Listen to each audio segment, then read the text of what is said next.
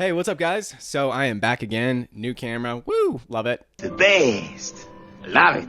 Before I dive into what we'll be talking about today, I want to give you a little bit of a writing update. Nothing has changed, and that's just the way of it. And this is an intentional update because a lot of us expect and desire change, or we have friends who reach out and they're like, hey, how's the book going? And it's well-meaning, it's well-intentioned, but the problem is a lot of times you do just need space. Now, I would argue space can become the enemy. But sometimes you need a breather, you need a break, you need to reorient and reallocate your time to other things that you value. I know that's true for myself. Right now, I have other endeavors other than my new book that I am trying to lean into, one of which is queering. And queering, I have said this before, it is just the worst. The worst. It's if you've ever not had a job or been laid off or something like that, I was laid off back in 2020. It's a soul-sucking process, right? I mean, you're just putting out these applications, and honestly, a resume, when you think about it, it's a lot of, it's your story, right? And you get a lot of rejections. Similar to a query, where you've written this story, it's your baby. You love the idea, you know the characters and the concepts, and you know there's value and worth there, and you're just trying to get someone else to see it. And it's a tough thing. It can be very disheartening. So that's where I'm at currently. No problem. Just low-key a little depressed over here. Today, what we're going to be talking about is Rogue One. So as a follow-up to Andor, it just made sense to do a Rogue One episode. It is a seamless, it takes place right after Andor Season 2 finishes. I like how they did that. I would have loved if they had continued the Andor series, but at the same time, I have an issue with TV shows that drag on a lot longer than they need to. I mean, to list a few, Lost. You lost. Everyone lost. Stranger Things. Stranger things have happened. There's an argument for most shows, in fact. I think it's very hard to pace shows correctly, and to know where you're going is essential. I really do believe that for TV shows. And what I loved about Rogue One is that they didn't pull any punches. And as I watched it with my wife, I realized that Andor was created in a similar, very, very similar tone, and the stakes were just as high, where Rogue One has balls, man. Like I said it for Andor, and it's the same for Rogue One, where they systematically killed off all of the characters. By the way, there's going to be spoilers, but guess what? It came out like 10 years ago now, which is insane to think about.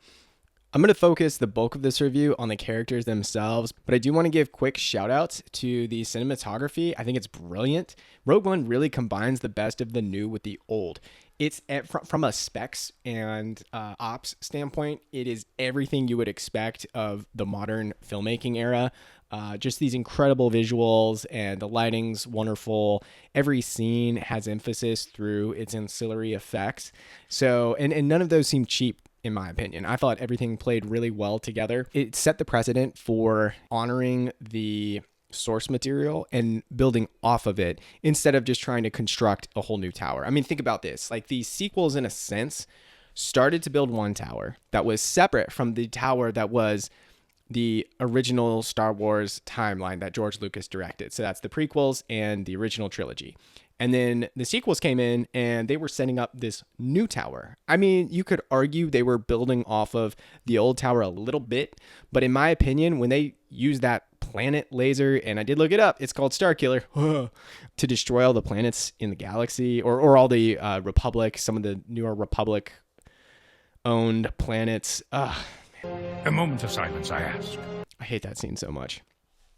But when that happened, my argument is that they were absolutely trying to construct a new tower. And sure, they brought in Han Solo, Harrison Ford's character, Chewbacca, and Princess Leia for that sentimental value to really pull on the nostalgia heartstrings. That's cheap. What? As far as Rogue One goes, what I really liked about it is that it did not downplay the Death Star or its potency and capabilities as a weapon, which is great, because if you've seen the original trilogy, the Death Star is it. It is the most terrifying, destructive weapon in the entire galaxy. Based on Andor, we know that it was about 10 years or more in construction, which kind of makes the whole Starkiller thing just, in my opinion, you've already broke it. That was at the peak of the Empire's powers. You underestimate my power. Since Andor was created after The Force Awakens, I'm sure there was no established timeline for how long the Death Star actually took. But it makes sense that it took well over a decade, needed special materials, and was a very difficult process. That's why there's only one of them. The Force Awakens somehow, and J.J. Abrams loves doing this because I mean, in Rise of Skywalker, right? He somehow Palpatine has returned and has amalgamated this entire fleet of Star Destroyers, and you're kind of like, how is this logistically even possible? Well, for Starkiller, it's the same thing. At the height of the Empire's power, it took them 10 years to create the Death Star. Starkiller, supposedly this bigger, better weapon because they couldn't think of anything original, they somehow created with their back broken and a emo Jedi to guard them. I guess Sith Lord, but Kylo Ren is 2 weeks off for Sith Lord. I'm going to make an episode about him. I think he gets way too much love, and I'm coming at y'all. Also, there is no way that Harrison Ford and Carrie Fisher created Adam Driver. You can fight me on that. Enough said. Diving into Rogue One. As far as the characters go, what was great about Jen is that she was competent, she was sly, she had an upbringing that explained her skills and knowledge. And Cassian was equally competent. He was a likable male protagonist. I don't believe it. I don't believe and can act. He was really one of the highlights of the show. Both of the lead protagonists did excellent, in my opinion, for quickly getting us to care about these characters. And they did so because, again, there was competency, there was some backstory, not so much for Cassian, but definitely for Jen. And the result was some empathy. And we all attached ourselves to these characters who were not stoic wooden masks that were unrelatable and OP'd. No, that wasn't the case. They were flawed deeply, and that just made us like them more. It accentuated who they were as characters. So Rogue One's casting was excellent. I mean, Donnie Yen as, I think his name's Chirrut. All is as the Force wills it. The staff guy, super cool, should be a Jedi. That was an interesting twist. It was something we hadn't seen before and was an excellent way of kind of incorporating some hand-to-hand combat. And his counterpart, I mean, they made the most dynamic duo.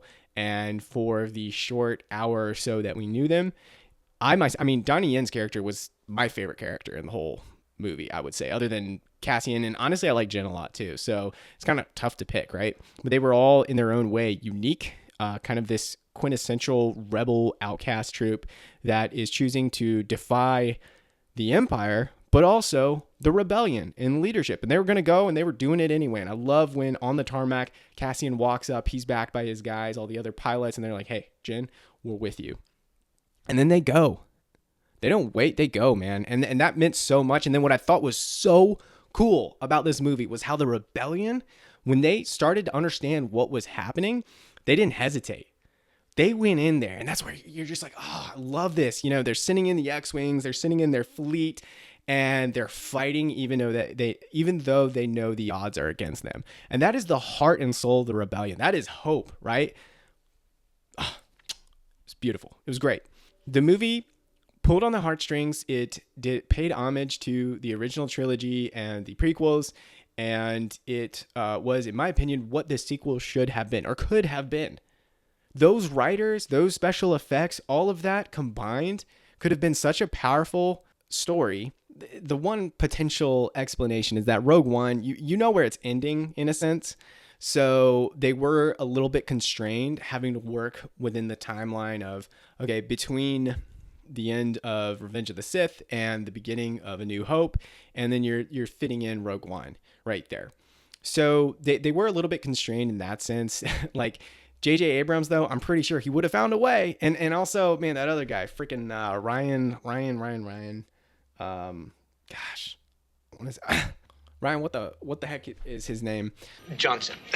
They would have found some way to just completely screw it up, in my opinion, if they had been directing Rogue One. And it does make me question how on earth they were the ones chosen to create the sequel trilogy. Anyway, this is about Rogue One. It, like Andor, proves that in a post-George Lucas world, Disney is capable of putting out excellent storylines with likable characters and something to root for. And it's okay if they go morally gray, right? I mean, Cassian straight up just shoots, he shoots several of their, like if you've seen the Andor seasons, he's trigger happy, right? Like he's not afraid to shoot an ally. So in that sense, a little bit morally gray. But it's what Star Wars needs to take it to that next level. It needs to win back its fan base, and it needs to continue building. And I think that the fans of Star Wars, the fans who are currently fans, will stay that way. And then the fans who have just been sucker punched time and time again with these cheap shows and really bad story arcs and unlikable characters, there is hope. Rebellions are built on hope. There is a possibility that Disney writes its course, and I think they're trying to do that. They haven't put out a movie recently because they know that they're on ice right now. So that's my assessment of Rogue One. I had forgotten how good this movie was, and it does make me appreciate it more just knowing how the sequel trilogy turned out. It was truly Rogue One of a kind, in my opinion. I see what you did there.